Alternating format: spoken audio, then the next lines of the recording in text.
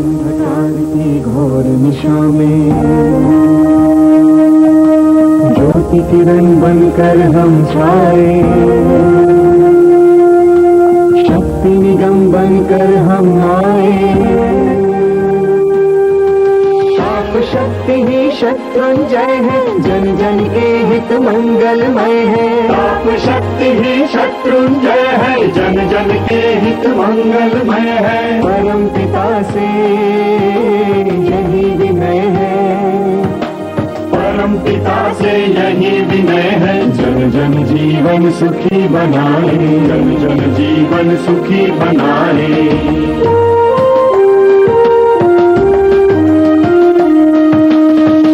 प्रांत में नगर नगर में, गाँव गाँव में, डगर डगर में, भारत माता के घर घर में नित अभिनव प्रकाश पहुँचाए, नित अभिनव प्रकाश पहुँचाए। महाशक्ति की पावन धारा कर दे सिंचित देश हमारा। महाशक्ति की पावन धारा कर दे सिंचित देश हमारा। सदा यही संकल्प हमारा, सदा यही संकल्प हमारा। किरण किरण से पुंज बनाए, किरण से पुंज बनाए, किरण किरण से पुंज बनाए। 7 नवंबर 1975। एनटीपीसी आने से पहले यहाँ कुछ भी नहीं था कविता।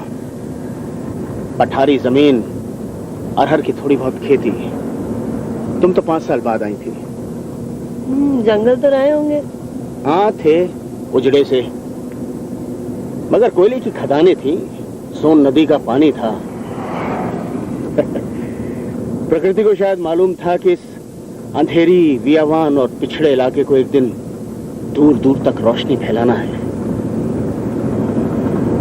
सन 75 में मैंने जब ज्वाइन किया था तो मुझे मालूम नहीं था कि ये वीरान सुनसान जगह मेरी जिंदगी से ऐसे जुड़ जाएगी कि मैं इसे मिस भी करूंगा।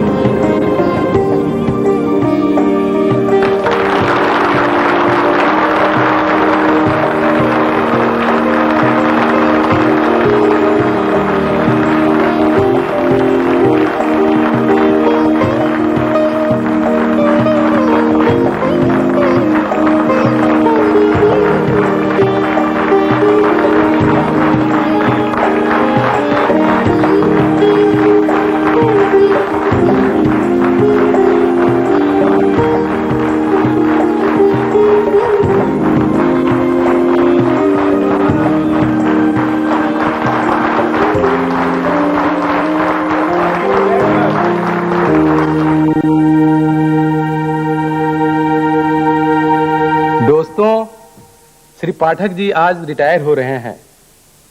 ये कहना भी मुझे गवारा नहीं हो रहा है, वो लंबे समय तक हमारे साथ रहे और आज जनरल मैनेजर के पद से रिटायर हो रहे हैं।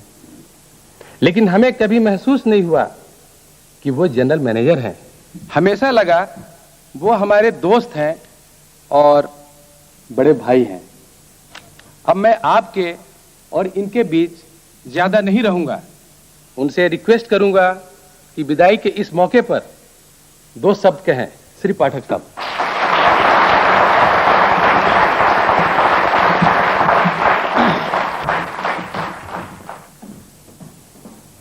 दोस्तों, मैं आज ऐसे मुकाम पर खड़ा हूं कि मुझे समझ नहीं आ रहा है कि मैं कहां से शुरू करूं। शुरू से ही शुरू कीजिए सर। Yes yes. जब मैं ज्वाइन करने आया था तो मेरे साथ लियाकत साहब भी थे।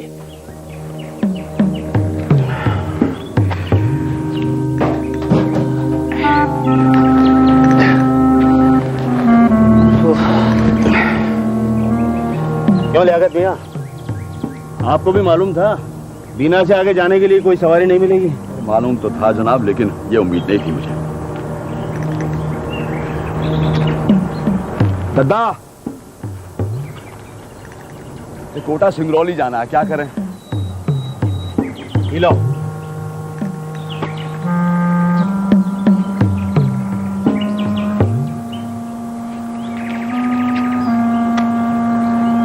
कोटा सिंगरौली जाना है।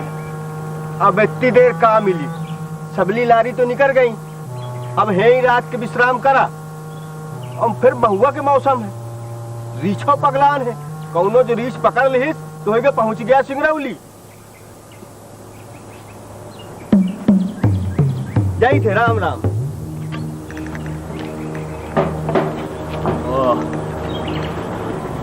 अजीब जगह है यार ये। पाठक जी, आप कहाँ के रहने वाले हैं? बिहार, सासाराम के पास गांव है। और आप? बरेली। ज्वाइन करने से पहले ही ये हाल है। लगता है जो गाड़ी आ रही है, ट्रक आ रहा है। अरे भैया रोकना, रोकना भैया, अरे ट्रक वाले भैया, अरे ट्रक वाले भैया रोकना, रोकना, रोकना, चलो भैया, भाई ऑफिस ज्वाइन करना है भैया, ऑफिस ज्वाइन करना है, ऑफिस अभी शाम को, आज शाम को ही ज्वाइन करना है। 200 रुपया लगेगा। अब जो भी लगेगा आप बिठा दो हमको, चलवा दो, चलवा दो, चलो चलो बैठ जाओ।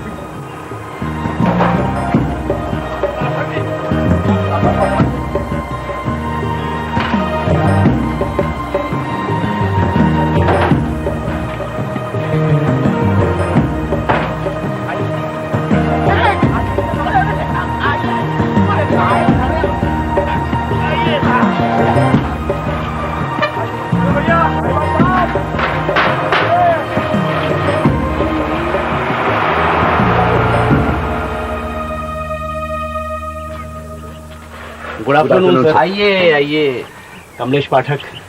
लियाकत अली। बैठिए बैठिए। आप लोग चूने के अखाड़े में दंगल लंगल लड़के आ रहे हैं क्या? जी वो चूने का ट्रक था इसीलिए। कोई बात नहीं, नो प्रॉब्लम। मैं तो पैदल चल के आया था और मेरे पैर तो घुटने तक कीचड़ से सने हुए थे। वेलकम वेलकम, मैं श्रीनिवास पिल्ले। हेलो। हेलो। जमीन का सर्वे हुआ और हम तपती धूप, ककरीली और पठारी जमीन पर खड़े थे। करेक्ट मेजर हो रहा है? अरे आप लोग पीछे रहो भाई, चलो सब पीछे खड़े जाओ। साहब भी कहाँ होत भाई यहाँ? आपके गांव में बिजली का कारखाना लगाया जा रहा है। कहा बिजली बत्ती चाहिए कि नहीं? बिजली तो बड़ा काम की चीज बा साहब, चाहते बा। लेकिन उसके लिए सहयोग करना पड़ेगा। लेकिन साहब हम तो सुन ली कि जमीन जगह घर गृहस्थी कुल सरकार हड़प ले। नहीं, देखो जिसका जो भी लिया जाएगा उसे मुआवजा दिया जाएगा। घर के बदले घर और जमीन के बदले पैसा, और कुछ योग्य लोगों को नौकरी भी दी जाएगी। लेकिन साहब देखो तुम बिल्कुल चिंता मत करो, ये कारखाना तुम लोगों की जिंदगी को संवारने के लिए बनाया जा रहा है। कहाँ नाम है तुम्हारा बबुआ? ये है हरियार, हम रामलाल। कहा हो हरिया, कारखाना में नौकरी चाहिए? हाँ चाहे, लेकिन उसके लिए पढ़ना पड़ेगा। स्कूल नहीं बा। अच्छा, स्कूल होगा तो पढ़ोगे? हाँ पढ़ा। ये पढ़ी तो मास्टर जी का डंडा खाई और हम मजे से भैंस चराई। हाँ भैंस चराई, हम भैंस चराइल, लेकिन हम पढ़ाई भी कहें। अरे पाठक जी, कहाँ उलझ गए हैं आप? अरे इधर आइए, फोटो खिंचवाइए जनाब। चलिए चलिए आइए, आइए प्रसाद जी, मुन्ना आओ। आइए। आइए।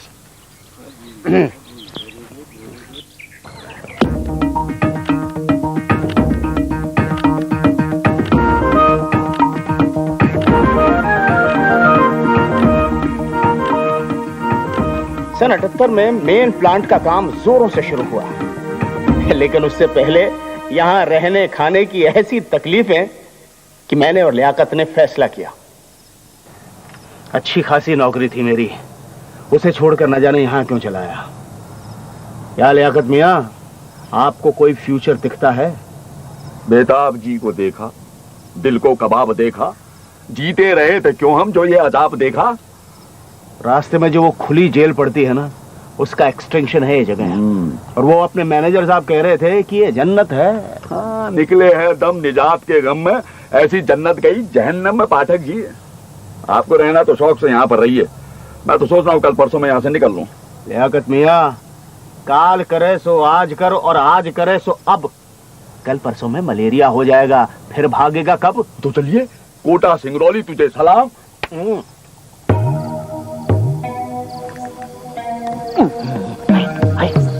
पाठक जी इस तरफ से चलते हैं।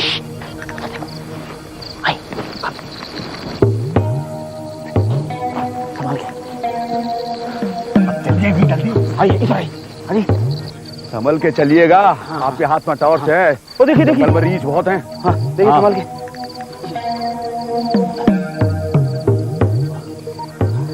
आई आई, अरे अरे आंख में टॉर्च मत चमकाइए पाठक जी। अरे तो रास्ता ही खत्म हो गया। जरा उधर टॉर्च चमकाइए तो। हाँ चलिए इसी तरफ चलते हैं। अरे वहाँ कहाँ चलिए, वहाँ से तो आप आए हैं। दिल तड़पे है, जान खपे, हाल जिगर का क्या होगा पाठक जी। मजनू मजनू लोग कहें, मजनू का हमसा होगा। मियाँ ये शायरी का वक्त नहीं है, निकलने की सोचिए। मेरे ख्याल से अब तो एक ही रास्ता रह गया है, साउथ ईस्ट। अरे अंबिकापुर सरगुजा का ही तो पहुंचेंगे।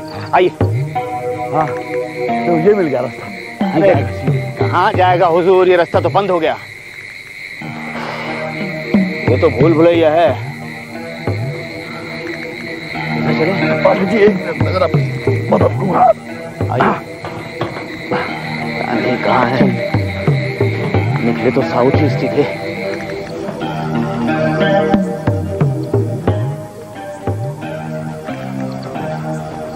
पाठक जी ये तो अपने ही टेंट है ना? हैं?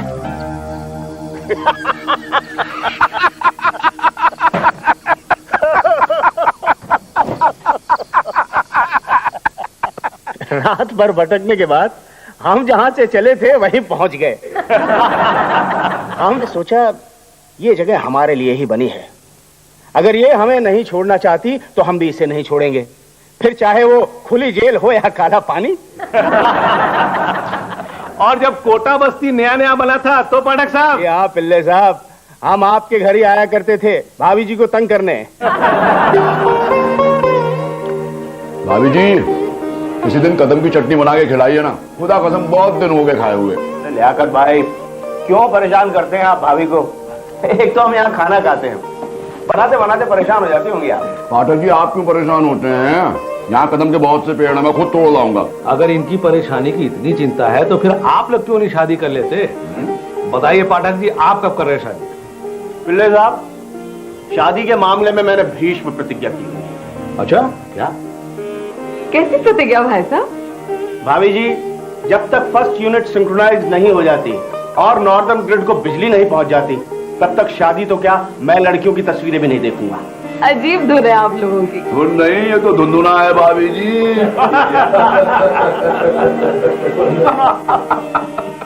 वाकई अजीब धुन थी, न दिन का पता था न रात का, बस एक ही ख्वाहिश थी कि जल्द से जल्द बिजली बने। लेकिन रास्ते में कई तरह के रोड़े।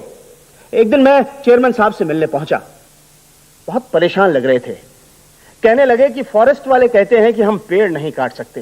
मैंने कहा सर, पेड़ काटना पाप है, मैं मानता हूं, लेकिन मैंने उनसे वादा किया कि यदि हम एक पेड़ काटेंगे तो उसके बदले में 5 नहीं, 10 नहीं, 50 पेड़ लगाएंगे, और सिर्फ उन्हें लगाएंगे ही नहीं, बड़ा भी करके दिखाएंगे।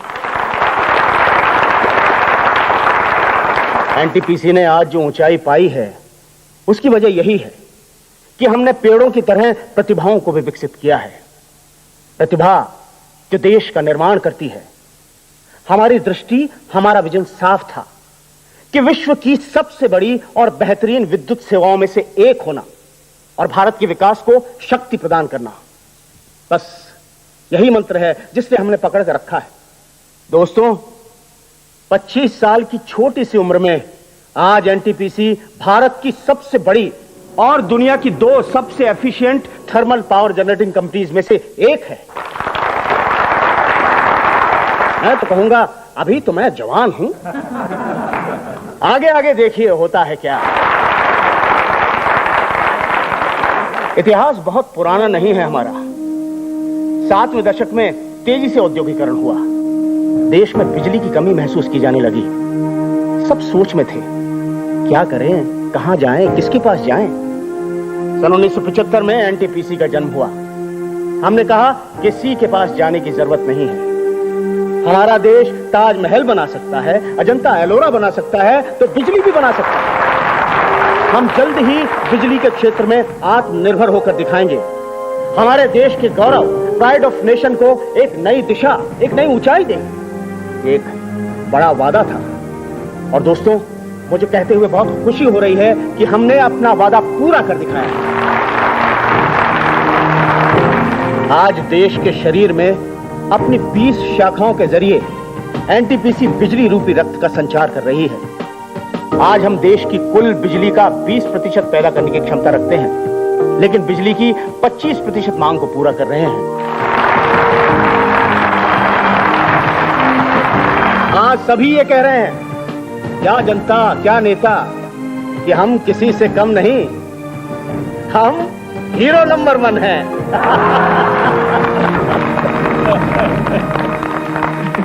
साहब, उस दिन का बताइए जिस दिन पहली बार नॉर्दर्न ग्रिड को सप्लाई शुरू हुई थी। पिल्ले साहब, मेरी जिंदगी में 2-4 दिन ही बहुत सुंदर हैं। उनमें से एक है 13 फरवरी 1982।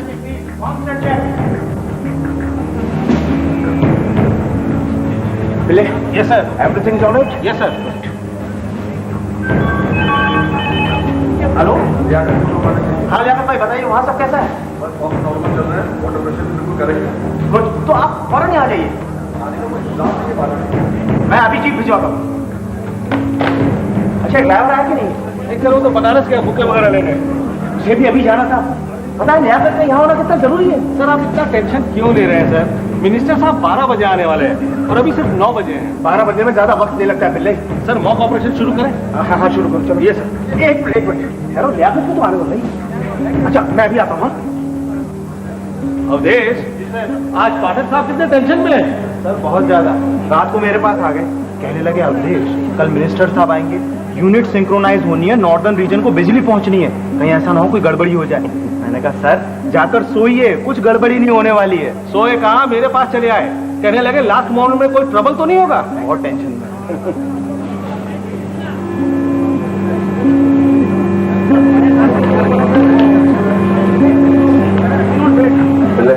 चल रहा है। ये आप आ गए सर? जी पहुंच गई थी कि पैदल आए? अरे पैदल क्या यार अवधेश, अपने पाठक जी तो बड़े अजीब आदमी है, कमाल के आदमी है।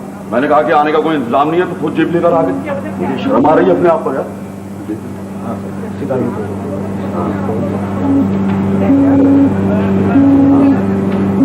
अवधेश, तुम्हारी तरफ ठीक चल रहा है ना सब कुछ? सर बिल्कुल ठीक है। लियाकत भाई, एक बार मॉक ऑपरेशन शुरू करते हैं। आइसोलेटर लगाए ना? Yes sir. उसको वहां कर। तुम लेवल चेक करते रहना। चलिए।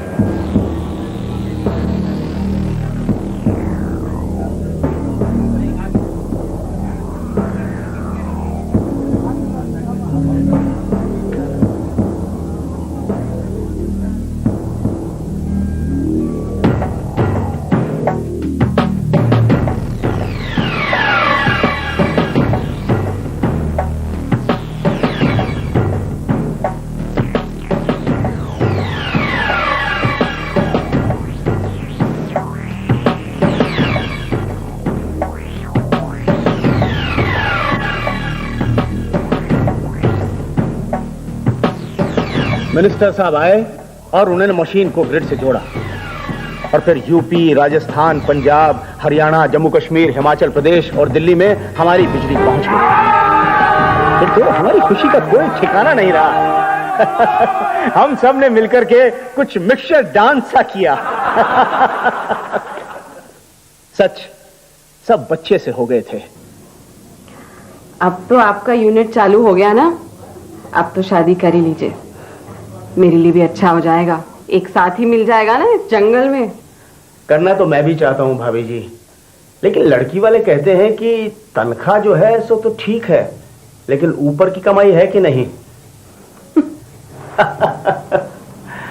मैं उनसे कहता हूं एनटीपीसी में ऊपर की कमाई का कल्चर नहीं है, तो वो कहते हैं भाई वाह, एक तो जंगल, ऊपर से ऊपर की कमाई भी नहीं, क्षमा कीजिएगा, हम आपको अपनी लड़की नहीं दे सकते। अच्छा, मेरी एक सहेली है, उसके पिता कॉलेज के प्रोफेसर हैं और लड़की का नाम है कविता। अब आप कवि और वो कविता, कहिए तो बात चलाऊं? ये नहीं कहेंगे, इनका दिमाग तो हमेशा नई यूनिटों को चालू करने में लगा रहता है। और तुम कल ही चिट्ठी लिखो मीनाक्षी। ठीक। कविता,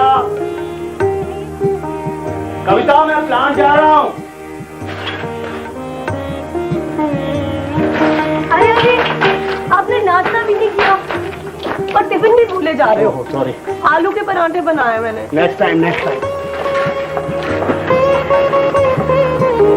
राम राम साहब। हाँ यादव जी, आप इतनी देर से दूर क्यों आते हो? हम तो साहब अपना टाइम से आते हैं, आप ही जल्दी निकल जाते हैं। वो साहब वो गेट पे हमारा मोती खड़ा है, बेटा देख लीजिएगा। इसलिए खड़े हैं यहाँ पर, जाइए यहाँ से।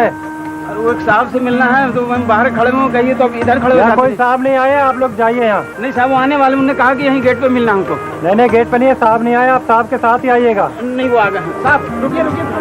अरे अरे अरे, कौन हो तुम? हमारे बाप ने कहा होगा साहब आपसे मिलने के लिए। अच्छा अच्छा। तो हमारा नाम मोती है। दूध वाले के लड़के हो? जी।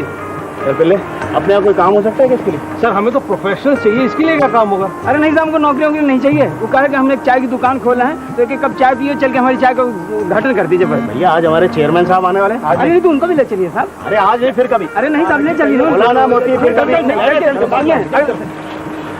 बताइए ना सर, एग्जैक्टली क्या हुआ? जी, हम लोग चेयरमैन साहब को टरबाइन दिखाने ले गए। वहाँ मंडल बिहारी काम कर रहा था। साहब ने पूछा, सब ठीक चल रहा है ना? हमें बड़ा टारगेट हासिल करना है। तो मंडल बिहारी मुंह फट बोला, कहाँ टारगेट हासिल करिएगा साहब, यहाँ टॉयलेट पर तक तो ठीक है नहीं।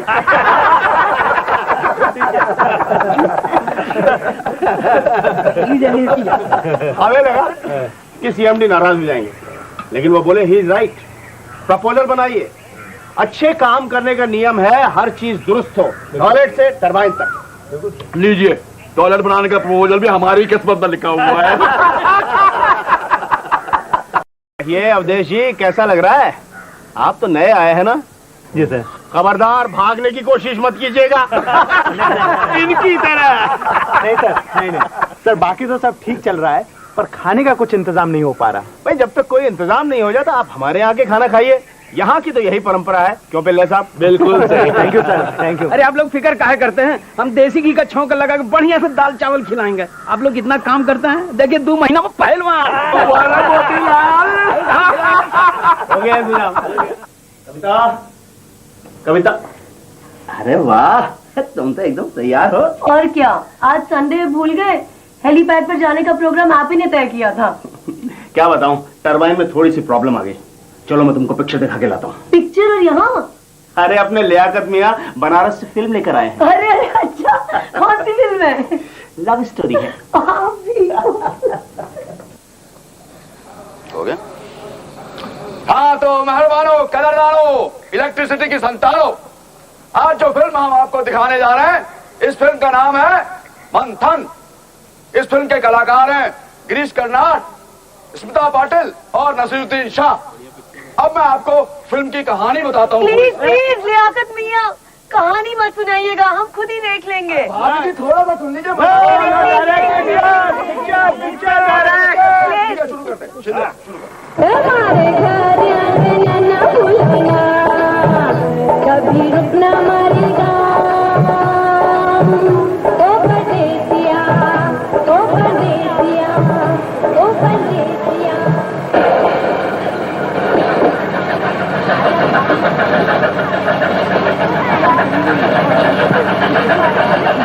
नमस्ते नमस्ते नमस्ते नमस्ते।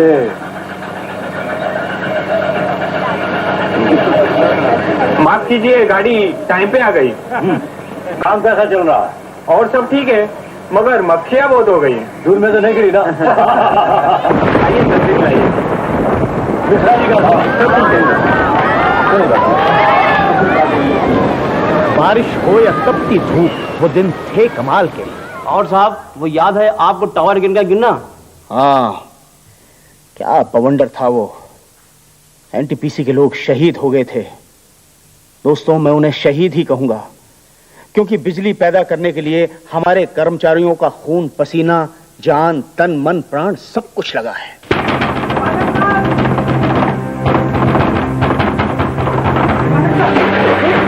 क्या हुआ? पाठक जल्दी चलिए, टावर क्रेन गिर पड़ी है। पाठक अच्छा तुम चलो, मैं थोड़ी देर में आता हूँ। चलो वो प्लांट में कोई प्रॉब्लम होगी, मुझे फौरन जाना होगा। अरे इस दुकान में कहाँ जाओगे? तुम चिंता मत करो, आधा घंटे में लौट आऊंगा। अरे अपना ख्याल रखिएगा।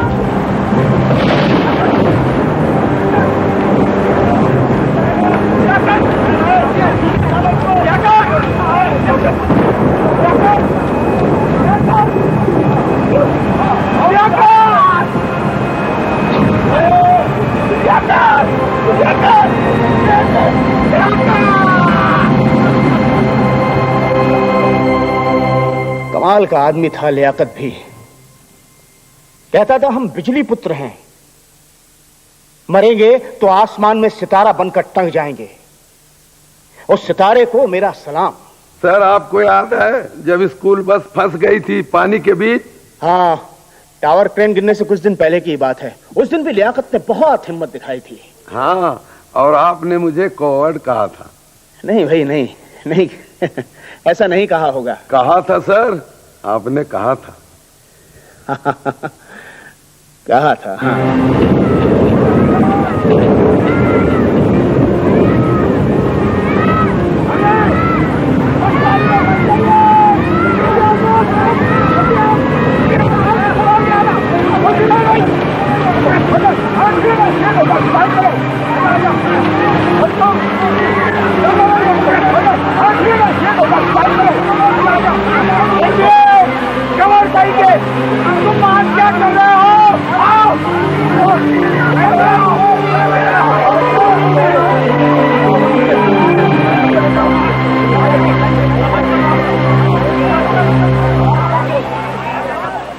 क्या दिन थे वो भी।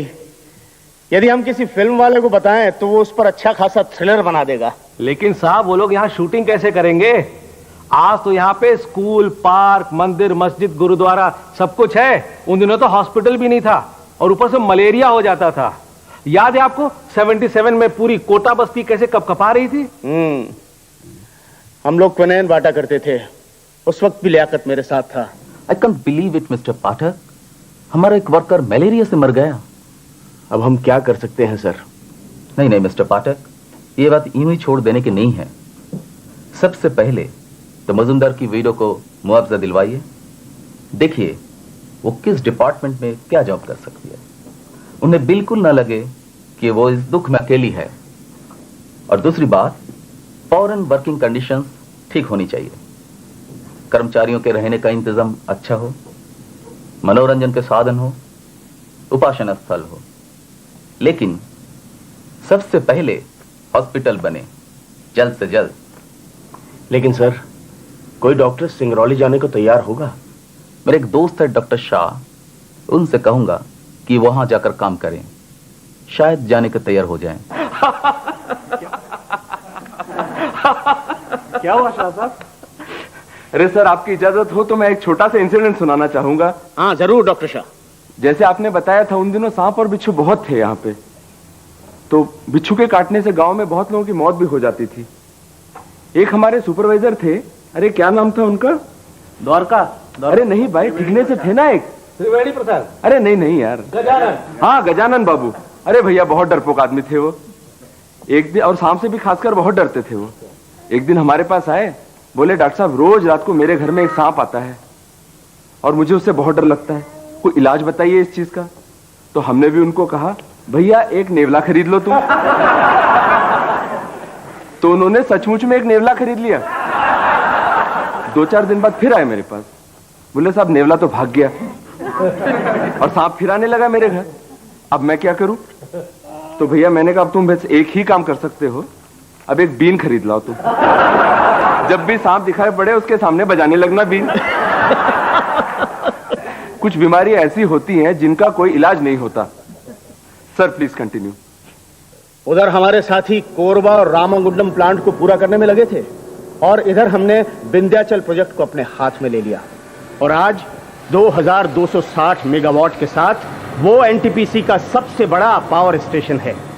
लेकिन सबसे चुनौतीपूर्ण था रिहंद प्रोजेक्ट। सन 1983 में उसे पूरा करने के लिए मेरा ट्रांसफर रिहंद कर दिया गया।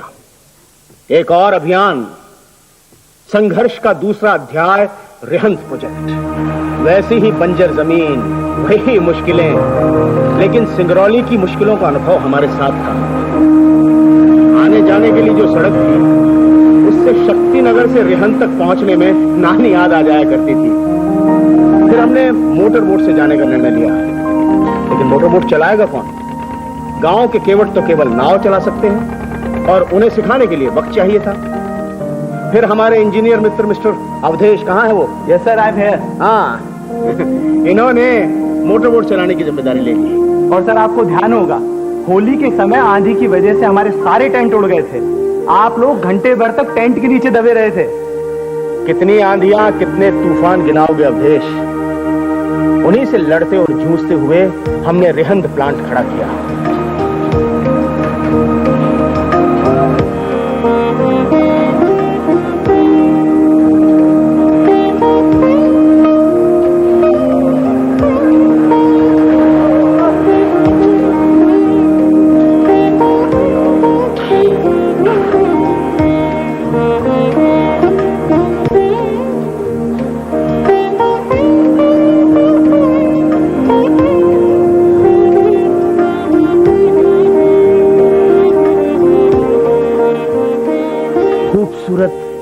फूल जैसा रिहंद। अभी हाल ही में मैं वहां एक पुष्प प्रदर्शनी के उद्घाटन के लिए गया था। सच, वहां से लौटने की इच्छा नहीं हुई।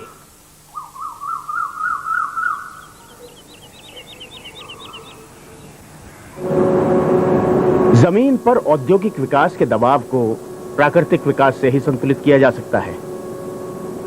कोल based power plants carbon dioxide, sulphur dioxide और ऐश जैसे प्रदूषणकारी तत्व छोड़ते हैं। इन सब से समाज को बचाना हमारा पहला कर्तव्य है। हमने ऐश का क्रिएटिव यूज किया है। दादरी में हमने ऐश से एक पहाड़ बनाया है जो अब एक घने बागीचे में बदल रहा है। ऐश से हम ईंट बनाते हैं। सूर्य के प्रकाश से पकने वाली ये ईंटें काफी मजबूत और सस्ती होती हैं, और इससे लोकल लोगों को रोजगार भी मिलता है।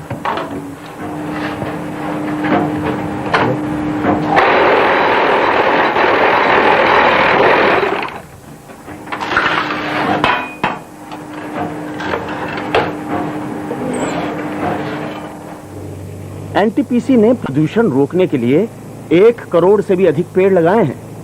और देखिए रामागुंडम प्लांट, यहां हमारे वृक्षारोपण का यह नतीजा रहा कि इस इलाके का तापमान कम हो गया है। आज आप एनटीपीसी के जिस भी प्लांट में जाएं, स्वर्ग के नंदन वन जैसा आनंद मिलता है।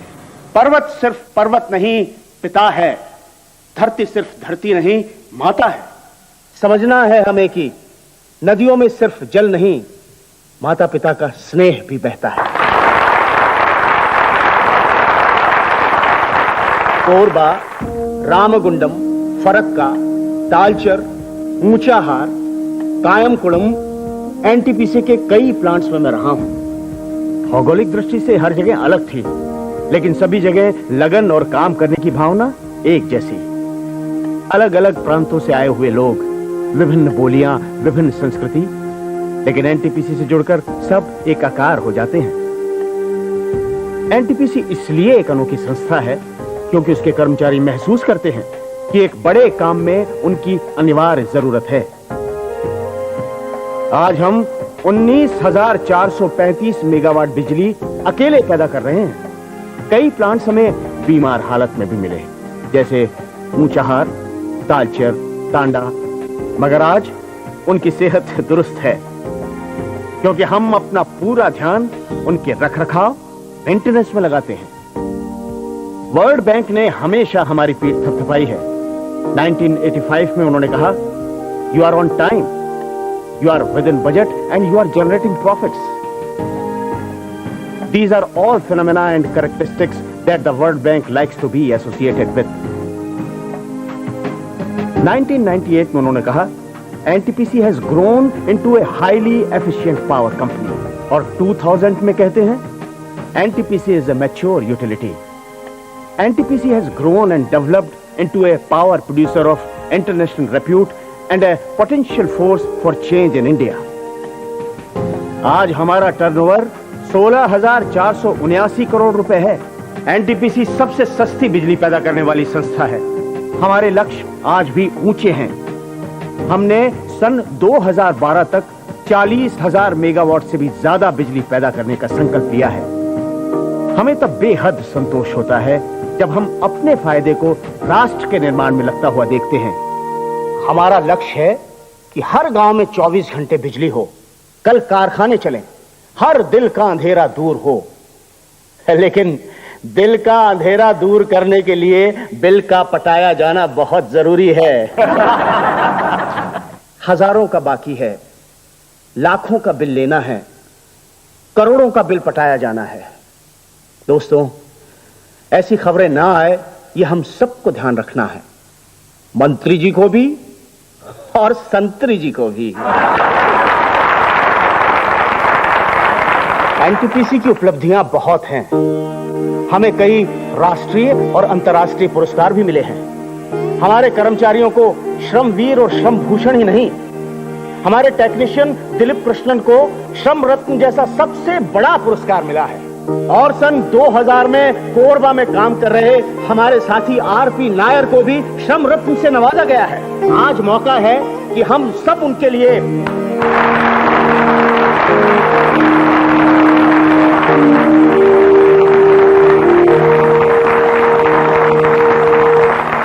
दोस्तों, एक और सवाल है जिस पर मैं आज कुछ कहना चाहता हूं। पुनर्वास की पीड़ा कोई कम नहीं होती, खासकर खेतीहर समाज के लोगों के लिए, जिनका अपनी जमीन से पुरखों का नाता होता है, जो अपनी जमीन को और पुराने घर को कभी भुला नहीं पाते। वो हमेशा उनकी यादों में बसता है एक नॉस्टैल्जिया। राम राम सरपंच साहब। राम राम राम राम। ये कौने बात की सजावट होत बम होती? अरे पाठक साहब का विदाई हो रहा ना, ट्रेनिंग हॉल में भाषण चल रहा है। भाषण हुआ चलत में तो सजावट हिया कर रहे हैं। अरे तो भाषण हुआ देंगे, उसके बाद सजावट के नीचे आकर बैठ के बढ़िया से चाय नाश्ता करेंगे ना। हाँ हाँ, वह तो करवे है। तुम्हारी जिंदगी तो सवर गए, हमार का, हमार तो जमीनों गई, घर के सब डूब में चला गया और नौकरी हो नहीं मिली। अरे भैया, नौकरी तो ट्रेनिंगदार को मिलती है ना, क्या सब बिजली करंट का मामला है, गलती से हाथ इधर से लग गया तो कुटुंब कबीला सब 2 मिनट में गोल। वो तुम्हारा दोस्त रहा ना हरिया, वो थोड़ा सा पढ़ लिख गया रहा, उसको मिल गया ना WC वाटर सर्कुलेटिंग का काम। तुम भी 2-4 क्लास पढ़ जाते, तुमको मिल जाता वो प्लांट में वाटर ऑपरेटर का। अब तो उसे को बहस करे, पाठक जी उनसे बात कर, तो चुप्पा चाय दे। कोई मुआवजा, कोई राहत उनके इस दर्द को पूरा नहीं कर सकते। इसलिए हमें उन गांव वालों का शुक्रगुजार होना चाहिए जिन्होंने हमें अपनी जमीन दी। कि ठीक है कि हमने उन्हें घर दिए, रोजगार के मौके उपलब्ध कराए, आदिवासियों को काम देकर उनकी मदद की, ग्रामीण औरतों की रचनात्मकता को दिशा दी, पर हम कोशिश कर रहे हैं कि ज्यादा से ज्यादा रोजगार के मौके उपलब्ध हों। यह सही है कि हम सब लोगों को नौकरी नहीं दे सकते, लेकिन हम इस तरह की योजनाएं बना रहे हैं जिससे गांव वालों को भी फायदा पहुंचे। बढ़िया से मीठा डाल दिया, पियो। तोरे पास तो 4 ट्रक हो गए, 6 घर हो गए, यही तो पकात रहे। अरे भैया, ये तो एनटीपीसी और आप सब जनता जनार्दन का आशीर्वाद है। आप लोगों को भी तो मुआवजा मिला रहा, घर मिला रहा, छोटे मोटे दुकान ही खोल लेते, फूल माला की दुकान खोल लेते, बनारस से फूल और बुक्के मंगाना पड़ता है, यहाँ आते मुरझा जाता है। अच्छा तहन बता साहब, लोगों जैसे घर हमारे काहे नहीं ना? अरे योग्यता का हिसाब किताब है, गधा और घोड़ा बराबर नहीं हो जाते। तो हमें बेवकूफ समझते तो हर खोपड़ी में तो दिमाग भरा है ना। बैठो बैठो बैठो बैठो जरा दाल में अच्छा देसी घी का छाऊंगा तुम्हार विजय। हाँ जल्दी कर। दोस्तों, मैं आज रिटायर जरूर हो रहा हूं, लेकिन एनटीपीसी मेरे दिल से रिटायर नहीं हो सकती। वो मेरा हिस्सा है जो खून बनकर मेरी रगों में दौड़ता है। दोस्तों, हम अपने से ज्यादा एनटीपीसी के लिए जीते हैं, देश के गर्व के लिए जीते हैं। मेरा सब कुछ ये प्लांट है। मैं आपसे इतना ही कहूंगा कि अंधेरे से उजाले की ओर बढ़ते जाएं। मैं पेपर पर रिटायर हुआ हूं, दिल से नहीं।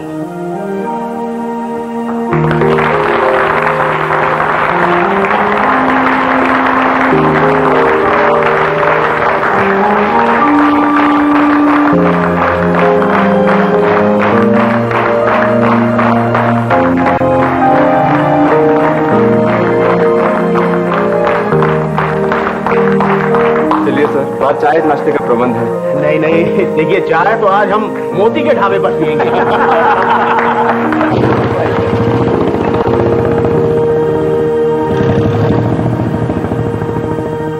पाठक जी रिटायर हो गए, हमका तो नौकरी नहीं मिली, हमारे और हमारे बच्चन के का हुई। अरे तुम्हारे 3 ही बच्चे हैं, हम तो 14 बच्चे पाले हैं, आज तक किसी के लिए ना नौकरी मांगी ना जगह मांगी। हाँ, अब तुम ही बताओ, हम बीवी बच्चों को लेकर कारखाने की छाती पे चढ़े रहे तो आप लोग हमको भला बुरा कहेंगे कि नहीं कहेंगे? अरे वो तो ठीक बा मोती, पर हम तो बार बार बेदखल कैल गईली। यहाँ कारखाना बना तो उठा के हुआ बैठा दिए, अब हुआ बना तो यहाँ बैठा दिए। हमारी जिंदगी तो उठल बैठल में चली गई। अब जवाब दे। अरे वो तो हमारे साथ भी हुआ, पहले हम ज्वालामुखी में था, उसे वहां से उठा के हम यहाँ ले आए, अब यहाँ जगह का जरूरत पड़ेगी तो हम कहीं और चले जाएंगे। हाँ, अभी कहा नहीं सोचते कि अगर कारखाना बढ़ेगा तो कारोबार भी बढ़ेगा। पहले इसी गांव में 5 में से 3 लोगों के पास सिर्फ साइकिल थी, आज 36 लोग मोटरसाइकिल लेकर घर घर आए घूम रहे हैं मस्ती में। वो देखो पाठक जी, चलो हुआ तो चलो भैया वहां पर।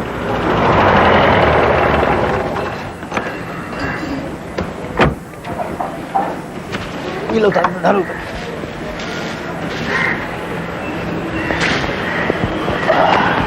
आई साहब। हाँ, कैसे हो मोती? बहुत बढ़िया है साहब, आप लोग का आशीर्वाद है। और कैसा चल रहा है तुम्हारा ढाबा? बहुत बढ़िया चल रहा है। हाँ, बहुत बढ़िया चल रहा है। आइए बैठो बैठिए। नमस्कार। बैठिए यार रामलाल, कैसे हो? बैठिए। आज जाता हुआ साहब। भाई रामलाल, कोई हमसे गलती हुई हो तो? अरे नहीं नहीं साहब, आप खुशी खुशी जाओ, हमारा झगड़ा तो भाई लंबा खींची गया। लीजिए ठहरो, चाय बना रहे, लीजिए जल्दी से लीजिए साहब, खाइए प्रेम से खाइए। अरे इतना अब बहुत बढ़िया भाषण दे दिए आपको। आपके ढाबे की दाल बड़ी याद आएगी मोती। अरे तो आने दीजिए ना, जब जब याद आए तब यहाँ जा करिए, आप उस गाड़ी फुर्र से पहुंच जाएंगे यहाँ पे। अब सामान की बिल्कुल फिक्र नहीं करिए, हमने बहुत बढ़िया सा ट्रक में पैक कर दिए हैं। हाँ, और देखिए जो पिछले साहब गए थे ना, जिनका तबादला हुआ था, उनका हमने सामान पैक किए थे और पहुंचा दिए थे। बाद में उनका थैंक यू की चिट्ठी में लिखे थे वो कि हम एक अंडा भूल गए थे फ्रिज में, वो आज तक नहीं टूटा।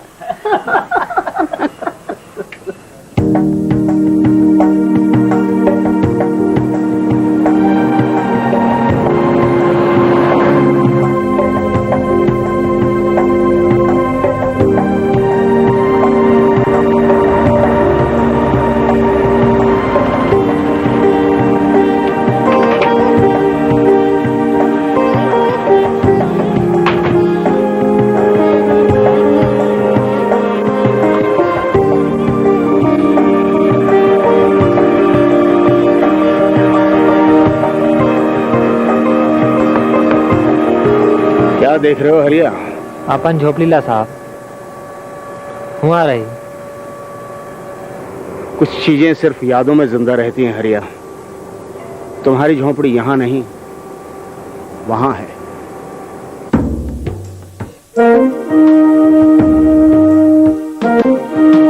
अंधकार की घोर निशा में ज्योति किरण बनकर हम छाए, शक्ति निगम बनकर हम आए।